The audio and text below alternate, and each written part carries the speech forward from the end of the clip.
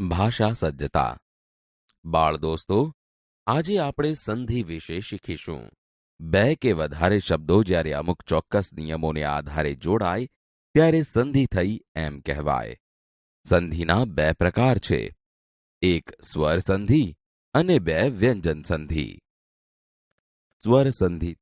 બાળ દોસ્તો, ગુજરાતી ભાષામાં એક શબ્દને છેડે આવતો સ્વર બીજા શબ્દની શરૂઆતમાં આવતા સ્વર સાથે જોડાય ત્યારે સ્વર સંધિ થઈ એમ કહેવાય. અહીં આપેલ ઉદાહરણ જુઓ. કવિ વત્તા ઇન્દ્ર બરાબર કવિન્દ્ર. અહીં તમે જોશો કે કવિ શબ્દનો વી અક્ષર વ વત્તા ઈથી બન્યો છે, જ્યાં ઈ હસ્વ છે અને ઇન્દ્ર શબ્દનો પહેલો અક્ષર ઈ પણ હસ્વ છે. આમ હસ્વ ઈ અને હસ્વ ઈ ભેગા થતા દીર્ઘ ઈ બને છે. તેથી કવિ વત્તા ઇન્દ્ર બરાબર કવિન્દ્ર થયું. તમે અહીં ધ્યાનથી જોયું હશે કે હસ્વ ઈ પણ સ્વર છે અને બીજો હસ્વ ઈ પણ સ્વર છે. આ રીતે બંને સ્વર ભેગા થવાથી તેને સ્વર સંધિ કહેવાય છે. બાળ દોસ્તો, અહીં આપેલ પહેલો નિયમ સમજો. જુઓ, અ વત્તા અ બરાબર આ થાય છે.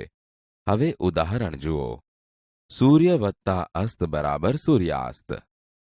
અહીં તમે જોશો કે સૂર્ય શબ્દમાં ય અક્ષરમાં અ બોલાય છે, વત્તા અસ્ત શબ્દનો પહેલો અક્ષર અ બોલાય છે, એટલે કે તે બંને ભેગા થતાં સૂર્યાસ્ત શબ્દ બન્યો.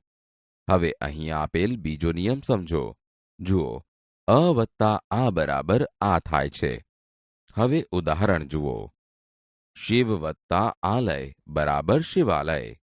અહીં તમે જોશો કે શિવ શબ્દમાં વ પછી અ બોલાય છે, વત્તા આલય શબ્દનો પહેલો અક્ષર આ બોલાય છે. આમ આ રીતે બંને ભેગા થતા શિવ વત્તા આલય બરાબર શિવાલય શબ્દ બને છે. તેવી જ રીતે આગળનો નિયમ જુઓ. જુઓ, આ વત્તા અ બરાબર આ થાય છે. હવે ઉદાહરણ જુઓ. વિદ્યા વત્તા અર્થી બરાબર વિદ્યાર્થી. તેવી જ રીતે આગળનો નિયમ જુઓ. આ વત્તા આ બરાબર આ થાય છે. આ નિયમ અનુસાર દયા વત્તા આનંદ બરાબર દયાનંદ થાય છે. બાળ દોસ્તો, તમે આગળ અ અને આની સંધિ શીખ્યા છો. અહીં હસ્વ ઈ અને દીર્ઘ ઈની સંધિના કેટલાક ઉદાહરણો જુઓ. રવિ વત્તા ઇન્દ્ર બરાબર રવિન્દ્ર. અહીં તમે જોશો કે રવિ શબ્દના વી અક્ષરમાં હસ્વ ઈ છે તથા ઇન્દ્ર શબ્દનો પહેલો અક્ષર ઈ પણ હસ્વ ઈ છે. તે બંને હસ્વ ઈ ભેગા થતા દીર્ઘ ઈ બને છે. આમ આ રીતે રવિ વત્તા ઇન્દ્ર બરાબર રવિન્દ્ર શબ્દ બને છે, જ્યાં વી દીર્ઘ બન્યો છે. તેવી જ રીતે આગળનું ઉદાહરણ જુઓ. પરી વત્તા ઈક્ષા બરાબર પરીક્ષા. અહીં પણ તમે જોશો કે પરી શબ્દના રી અક્ષરમાં હસ્વ ઈ છે, જ્યારે ઈક્ષા શબ્દનો પહેલો અક્ષર ઈ દીર્ઘ છે, જેના કારણે પરીક્ષા શબ્દનો રી દીર્ઘ બન્યો છે. હવે ત્રીજું ઉદાહરણ જુઓ. દેવીચ્છા, જેમાં દેવી શબ્દના વી અક્ષરમાં ઈ દીર્ઘ છે અને ઈચ્છા શબ્દનો પહેલો અક્ષર ઈ હસ્વ છે, તેથી તેની સંધિ દીર્ઘ ઈ થાય છે. એટલે કે દેવી વત્તા ઈચ્છા બરાબર દેવીચ્છા થશે. હવે ચોથું ઉદાહરણ જુઓ. રજનીશ. અહીં બંને શબ્દોમાં ઈ દીર્ઘ છે, એટલે કે અહીં રજની શબ્દના ની અક્ષરમાં ઈ દીર્ઘ છે અને ઈશ શબ્દનો પહેલો અક્ષર ઈ દીર્ઘ છે. તેથી રજની વત્તા ઈશ ભેગા થતા રજનીશ શબ્દ બને છે. બાળ દોસ્તો, હવે આપણે હસ્વ ઉ અને દીર્ઘ ઉની સંધિ વિશે જાણીએ. અહીં આપેલ ઉદાહરણ જુઓ. સુ વત્તા ઉક્તિ બરાબર સુક્તિ. આ ઉદાહરણ બરાબર ધ્યાનથી જુઓ. અહીં સુ અક્ષરમાં હસ્વ ઉ છે, જે ઉક્તિ શબ્દના હસ્વ ઉ સાથે જોડાય છે. અહીં ઉક્તિ શબ્દનો પહેલો અક્ષર ઉ પણ હસ્વ છે. જ્યારે સંધિ થાય ત્યારે સુ વત્તા ઉક્તિ બરાબર સુક્તિ શબ્દ બને છે, જેમાં સુક્તિ શબ્દનો સુ દીર્ઘ બને છે. હવે બીજું ઉદાહરણ જુઓ. સિંધુર્મી. અહીં સિંધુ વત્તા ઉર્મી શબ્દોમાં સિંધુ શબ્દના ધુ અક્ષરમાં હસ્વ ઉ છે, જે ઉર્મી શબ્દના દીર્ઘ ઉ સાથે જોડવાથી ધુ દીર્ઘ બને છે. આમ આ રીતે સિંધુ વત્તા ઉર્મી બરાબર સિંધુર્મી શબ્દ બને છે. બાળ દોસ્તો, હવે આપણે અ અને હસ્વ ઈ તથા અ અને દીર્ઘ ઈની સંધિના કેટલાક ઉદાહરણો જોઈશું. હવે પહેલું ઉદાહરણ જુઓ. ઉપવત્તા ઇન્દ્ર બરાબર ઉપેન્દ્ર, જેમાં અ અને હસ્વ ઈની સંધિ થતા એ બને છે. જેમ કે ઉપ શબ્દના પ અક્ષરમાં અ છે અને ઇન્દ્ર શબ્દનો પહેલો અક્ષર હસ્વ ઈ છે, તેથી તે બંને ભેગા થતા ઉપવત્તા ઇન્દ્ર બરાબર ઉપેન્દ્ર શબ્દ બને છે. હવે બીજું ઉદાહરણ જુઓ. યથા વત્તા ઇષ્ટ બરાબર યથેષ્ટ, જેમાં આ અને હસ્વ ઈ ભેગા થવાથી પણ એ થાય છે. જેમ કે યથા શબ્દના થા અક્ષરમાં આ છે તથા ઇષ્ટ શબ્દનો પહેલો અક્ષર હસ્વ ઈ છે, જેની સંધિ યથા વત્તા ઇષ્ટ બરાબર યથેષ્ટ થાય છે. હવે ત્રીજું ઉદાહરણ જુઓ. યોગ વત્તા ઈશ બરાબર યોગેશ, જેમાં અ અને દીર્ઘ ઈની સંધિ થવાથી પણ એ થાય છે. તેથી યોગ શબ્દના ગ અક્ષરમાં અ અને ઈશ શબ્દનો પહેલો અક્ષર દીર્ઘ ઈ ભેગા થવાથી યોગ વત્તા ઈશ બરાબર યોગેશ શબ્દ બને છે. હવે ચોથું ઉદાહરણ જુઓ. ઉમા વત્તા ઈશ બરાબર ઉમેશ, અહીં આ અને દીર્ઘ ઈ ભેગા થવાથી ઉમા વત્તા ઈશ બરાબર ઉમેશ શબ્દ બને છે, જેમાં ઉમા શબ્દના મા અક્ષરમાં આ અને ઈશ શબ્દનો પહેલો અક્ષર દીર્ઘ ઈ ભેગા થાય છે.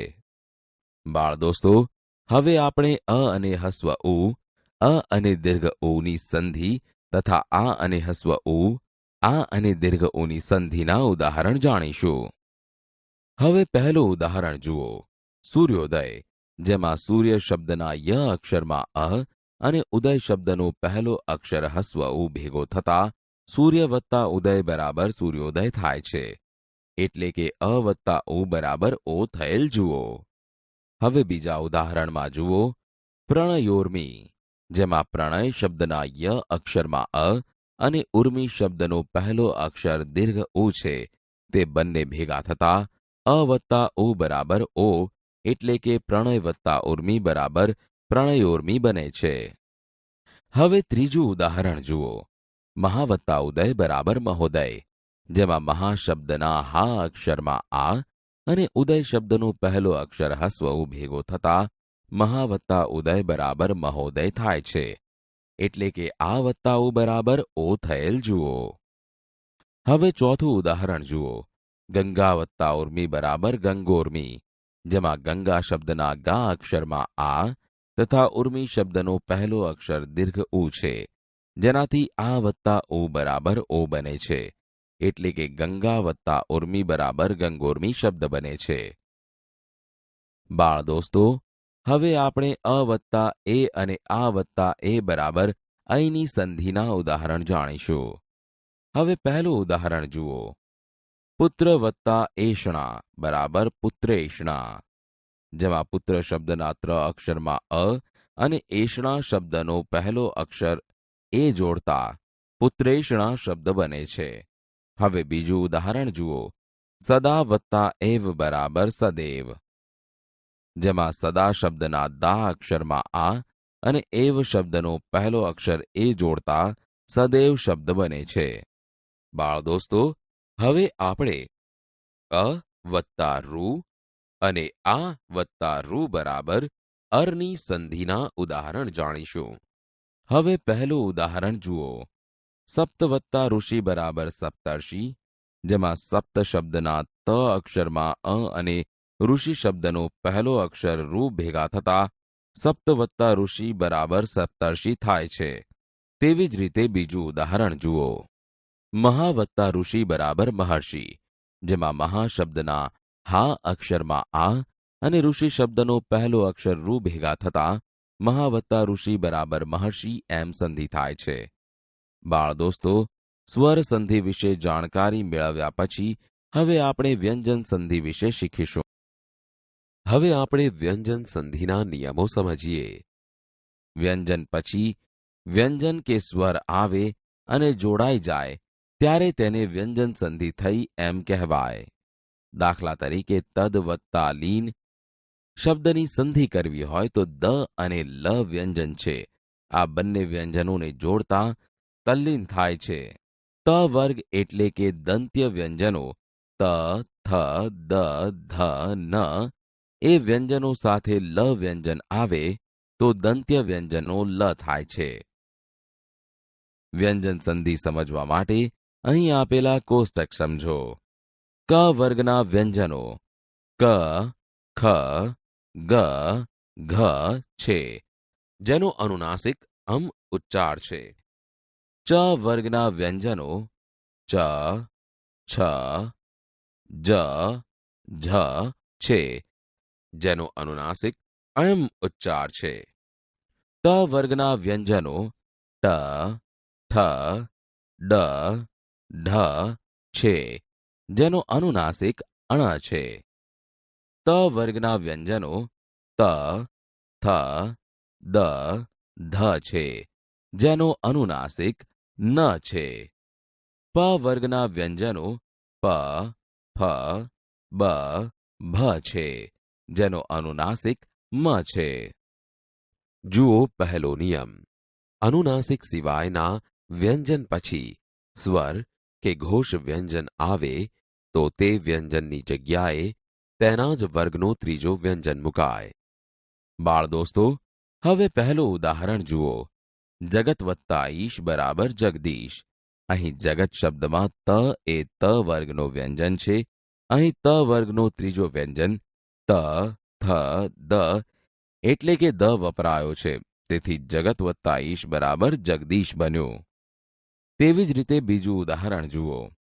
ષટ વત્તા યંત્ર બરાબર ષડયંત્ર. જેમાં ષટ શબ્દમાં ટ એ ટ વર્ગનો વ્યંજન છે. અહીં ટ વર્ગનો ત્રીજો વ્યંજન ટ, ઠ, ડ એટલે કે ડ વપરાયો છે. એટલે કે ષટ વત્તા યંત્ર બરાબર ષડયંત્ર બન્યું. હવે ત્રીજું ઉદાહરણ જુઓ.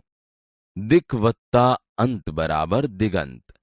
અહીં દિક શબ્દમાં ક વર્ગનો ત્રીજો વ્યંજન ક, ખ પછી ગ આવે અને તે વપરાતા દિગંત શબ્દ બને છે. બાળ દોસ્તો, હવે આપણે વ્યંજન સંધિનો બીજો નિયમ સમજીએ. અનુનાસિક સિવાયના કોઈ પણ અઘોષ વ્યંજન આવે ત્યારે આગળના વ્યંજનને બદલે તેના જ વર્ણનો પહેલો વ્યંજન મુકાય. અહીં આપેલા ઉદાહરણ જુઓ. શરદ વત્તા પ્રકોપ બરાબર શરત પ્રકોપ. અહીં તમે જોશો કે દ વ્યંજનને બદલે તેના જ વર્ગનો પહેલો વ્યંજન એટલે કે ત જોડાય છે અને આ ત વ્યંજન પ્ર સાથે જોડાઈને સંધિ થઈ. જુઓ, શરદ વત્તા પ્રકોપ બરાબર શરત પ્રકોપ. બાળ દોસ્તો, હવે આપણે વ્યંજન સંધિનો આગળનો નિયમ સમજીએ. ત વર્ગના વ્યંજનો એટલે કે ત, થ, દ અને ધ પછી જો ચ વર્ગનો વ્યંજન એટલે કે ચ, છ, જ, ઝ કે શ આવે તો ત વર્ગના વ્યંજનને બદલે તેને મળતો ચ વર્ગનો વ્યંજન આવે. હવે પહેલું ઉદાહરણ જુઓ. સત વત્તા જન બરાબર સજ્જન. અહીં સત શબ્દનો ત એ ત વર્ગનો વ્યંજન છે અને જન શબ્દમાં જ એ ચ વર્ગનો વ્યંજન છે. આથી ત વર્ગના વ્યંજનને બદલે ચ વર્ગના વ્યંજનમાંથી જ જ અક્ષરનો સંધિ માટે ઉપયોગ થયો છે. તે પછી બાકીના ઉદાહરણ જુઓ. ઉદ વત્તા જવલ બરાબર ઉજ્જવલ. આ ઉદાહરણમાં પણ એ જ નિયમનું પાલન થયેલ છે. બાળ દોસ્તો, હવે આપણે વ્યંજન સંધિનો વધુ એક નિયમ જોઈએ.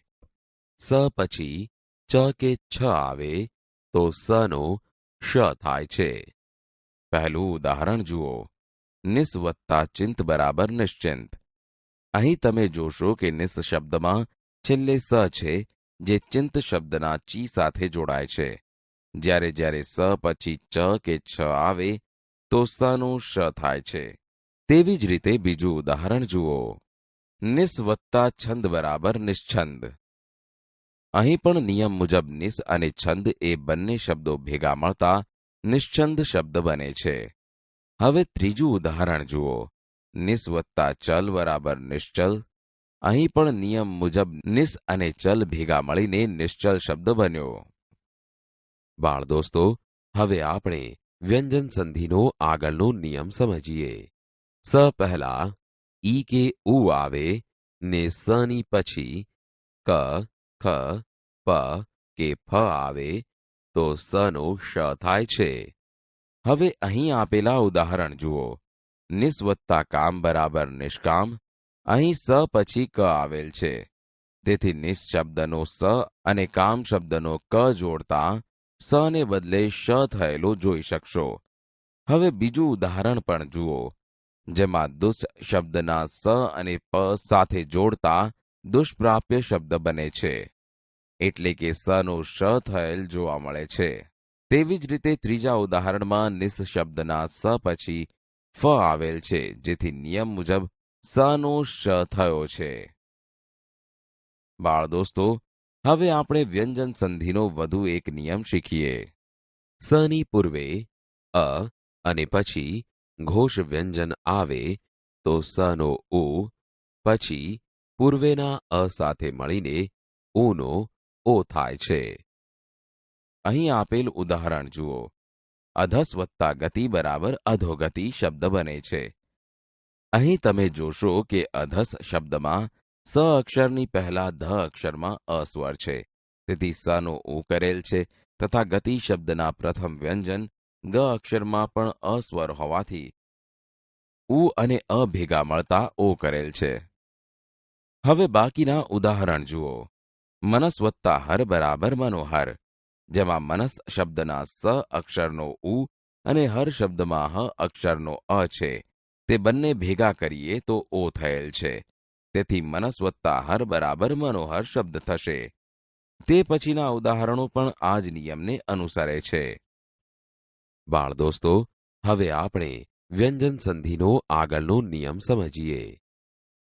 અનુનાસિક સિવાયના સ્પર્શ વ્યંજન પછી શ આવે તો શનો છ થાય છે. બાળ દોસ્તો, અહીં આપેલા તમામ ઉદાહરણો જુઓ.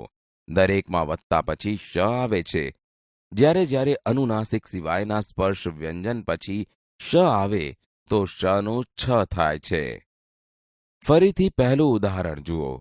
ઉદ વત્તા શ્વાસ. અહીં દ અને શને જોડવાના થાય છે. શ જોડતા ઉદ વત્તા શ્વાસ બરાબર ઉચ્છ્વાસ થાય છે. તેવી જ રીતે બીજા ઉદાહરણ જુઓ. ઉત વત્તા શ્વાસ બરાબર ઉચ્છ્વાસ. ઉચ્ચ વત્તા છવાસ બરાબર ઉચ્છ્વાસ. ચિદ વત્તા શક્તિ બરાબર ચિચ્છક્તિ. ચિત વત્તા શક્તિ બરાબર ચિચ્છક્તિ. ચિચ વત્તા છક્તિ બરાબર ચિચ્છક્તિ. અહીં દરેકમાં શનું છ થયેલ જોઈ શકશો. બાળ દોસ્તો, હવે આપણે વ્યંજન સંધિનો વધુ એક નિયમ સમજીએ. સથી શરૂ થતા શબ્દ પહેલા જોડાયેલા શબ્દને અંતે અ કે આ સિવાયનો સ્વર હોય તો સનો શ થાય છે. અહીં આપેલ ઉદાહરણ જુઓ. વી વત્તા સમ બરાબર વિષમ. અહીં તમે જોશો કે સમ શબ્દની પહેલા વી અક્ષરમાં હસ્વ ઈ જોડાયેલ છે. જ્યારે સથી શરૂ થતા શબ્દ પહેલા જોડાયેલા શબ્દને અંતે અ કે આ સિવાયનો સ્વર હોય તો સનો શ થાય છે. તેથી અહીં સનો શ થયેલો જોવા મળશે. તેવી જ રીતે ત્રીજું ઉદાહરણ જુઓ. સુ વત્તા સમા બરાબર સુષ્મા. અહીં પણ તમે જોશો કે સમા શબ્દની પહેલા સુ અક્ષરમાં હસ્વઉ જોડાય છે. તેથી અહીં પણ સનો શ થયેલો જોવા મળશે.